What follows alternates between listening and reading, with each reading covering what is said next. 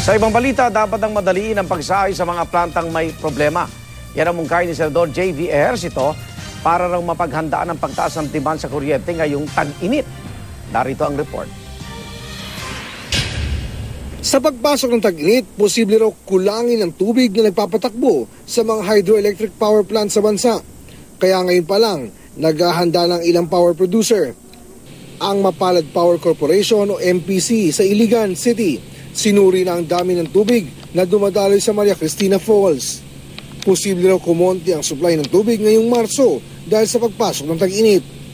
At batay nga sa rainfall map ng Pag-asa ngayong buwan, magiging madalang ang pag-ulan. Dahil dito, magdaragdag na ng isa pang diesel-powered engine ang MPC. Para madagdagan ang supply ng kuryente sa Mindanao, oobligahin daw nito ang mga power producer na ipagamit ang lahat ng kanilang kapasidad. Maglalabas ang DOE ng memorandum circular para rito.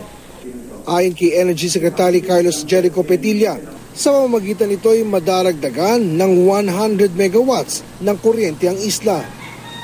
Pero higit pa rito, ayon kay Senador J.V. Ejercito, dapat nang bilisan ng DOE ang pagsasaayos ng Agus Pulangi Hydropower Plant.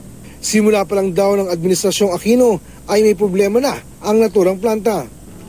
Kaya ang tanong ngayon ng senador, saan napunta ang halos 10 bilyong pisong budget na itinalaga para sa rehabilitasyon ng Agus Pulangi noong 2012? Dagdag pa ni Ejercito, hindi raw sana nangyari ang blackout sa Mindanao noong 1 linggo kung noon pa natapos ang proyekto. Aminado naman ang Malacanang na ang sirang planta nga ang dahilan ng rotational brownouts na nararanasan ngayon sa Mindanao.